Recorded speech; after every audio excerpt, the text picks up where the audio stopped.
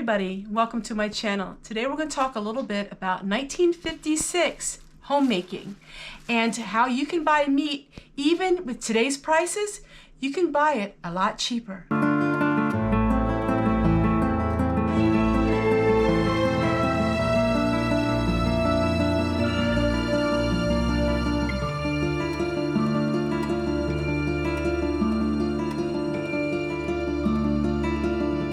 And welcome back to my channel. Today I'm just working on a recipe, and I've made this many times on my channel, so I'm not going to go with a tutorial on how to make it. You can see it right here, but I'm going to talk to you today about what's it called? Good Housekeeping Guide to Successful Homemaking. This is the 1956 version. Now, a lot of people would say, well, if you look at a book like this, you know, it's a lot of it's really old content. I mean, how in the year 2022, how can we have a 1956 book that's relevant to today? Well, my friends, it actually is. In fact, it's even more relevant today than it was back in the 90s. Why is that? Well, back in the 90s, people were more affluent. They spent a lot more money than what they do now. And now people are trying to find ways to save money. So we're on this chapter, and I find it very fascinating because they have all types of cuts of meat and how you can prepare meat. And how about this? Cow's tongue. How do you prepare cow's tongue?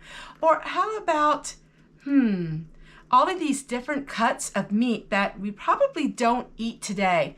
How many people really eat a lot of liver?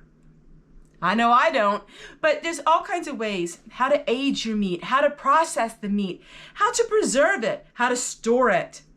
Can you identify all the different kinds of cuts of meat? The average housewife could back in 1956, but that brings me to today's video and what I'm working on. In this book, it talks about all the different cuts of meat and how you can get cheaper cuts of meat and how you can make it and it can save you money. With the prices of ground beef and beef today, even the cheaper cuts aren't very cheap. But let me tell you something I have been doing.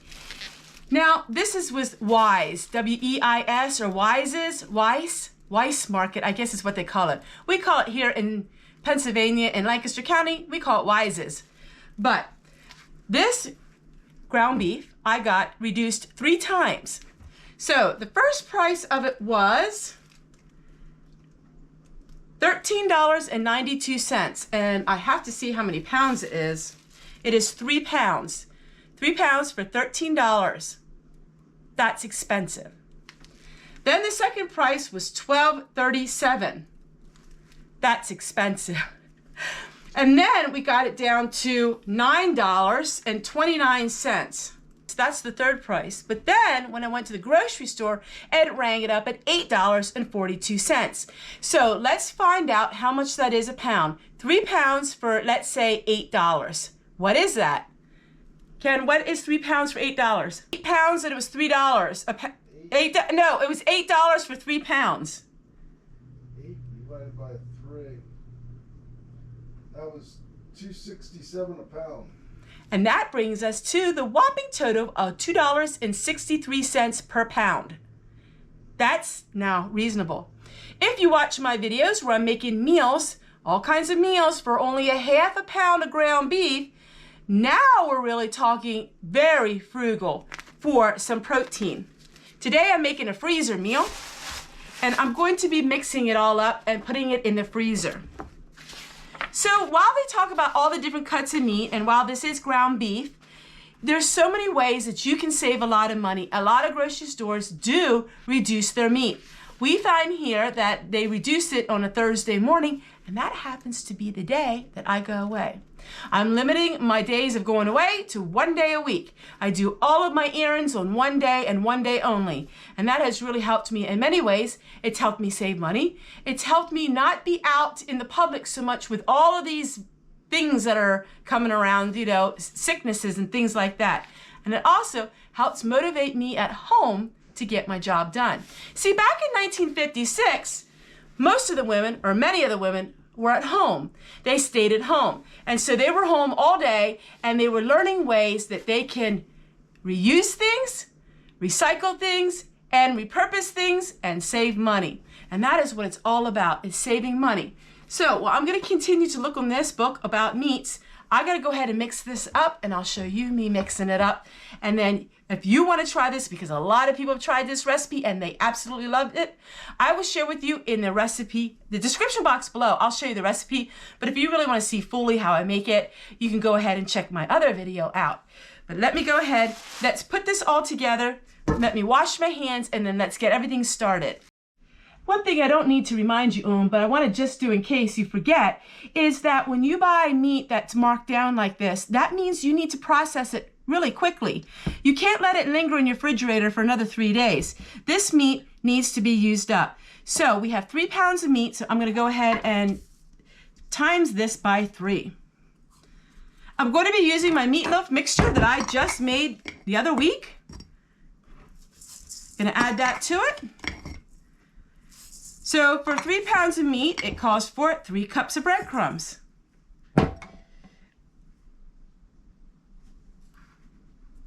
And then for 3 pounds of meat, it calls for 1.5 cups of brown sugar. Oh, I bet you're figuring out what I'm making now, aren't you? Those are people who have watched my channels for a long time know exactly what I'm making.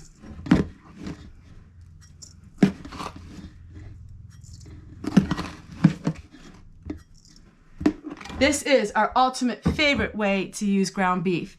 All right, and we're gonna have some pineapples. And then we're gonna add 3 eggs, and that's all it is to it. Now remember, this is 3 pounds of ground beef. Now add just a couple of these meatballs. Add a couple of these meatballs to a meal with rice and beans. And now you got a tasty meal. Even with a family of 5, this would make you probably a good 2 meals, and that is really reasonable if you think about it. So a little over $8 got me all of this. Of course, I added a little bit of eggs and a little brown sugar and little things like that, but that is really frugal. So many times, people think that, fast food restaurants are cheaper to eat there than eat at home. That's not true. But you have to be diligent. Not every week you're gonna find a whole bunch of deals on meat. But yesterday when I went, all of their meat, they were putting all this meat out, and it was so much cheaper. It was reduced. So then you get that. And that's what I went in and got. I went and got that, and I got some milk. And that's it. And now we can eat all these meals. I'm gonna put them in the freezer. All we have to do is pop them into the oven out of the freezer. I add a little ketchup and brown sugar and Worcestershire sauce. I add that and put it on top as a glaze. All right, I'm gonna be making a lot of these meatballs, and I'll show you when I'm done how many I made. But I wanna read to you a little bit out of this book, just a little bit at the bottom of it, because it is so interesting. Now, you gotta remember, this is from 1956. No longer do the women of the day need to go to the market, as refrigerators and freezers with their long-term storage put the grocery store right in her own home. Thanks to the freezers too, the old Saturday baking day can be changed to once a month baking, and this baking day has come to include practically all forms of cookery. In keeping abreast and sometimes ahead of all of these changes, Good Housekeeping has accumulated and published in the monthly pages of the magazine a vast share of information on all areas of housekeeping and homemaking. Between the covers of this book, much of that information has been condensed just for you. Whether you are a bride just beginning your career of homemaking, imagine that, being a bride and the career was, what was it? Homemaking. Homemaking is a career. Or experienced homemaker, you will find this book a modern practical guide to taking care of everyday's issues and today's troubles. From our studio and building forum comes helpful pages on home furnishings. Ooh, should we get into that? I think so. We use color and how we buy furniture and floor coverings and appliances to home care. The foods and cookery staff tells you how you can buy food cheap, how you can plan menus, how you can set your table. Set the table? How many people sit at the table these days? How to keep your house clean, best ways of washing your clothing, plus how to buy and use and take care of all your appliances. Take care of our appliances? Can't we just go buy new ones when they don't work right? There's nothing more important or challenging or rewarding occupation for women than of homemaking. It is to that conviction and to that the women we are proving it this day in their daily lives that this book is dedicated to. So, bringing back homemaking. Homemaking as an occupation, and homemaking is an art because everyone's home is different, and everyone's home requires a great skill in keeping it clean, keeping it organized, putting food on the table, having menus. All of these things can be beautiful in homemaking, not just for 1956. All right, I'm gonna go ahead and make these meatballs, and then I can't wait to see you guys tomorrow because I have so many things planned for all of you, and freezer meals are something I really wanna work on, especially when you get the meat at a reduced price like I just did. Remember, find out when they reduce the price of your meat, because almost all grocery stores do. Sometimes it's late in the evening, like on a Friday night. Sometimes it's a Thursday afternoon. Sometimes it's first thing in the morning on a Sunday.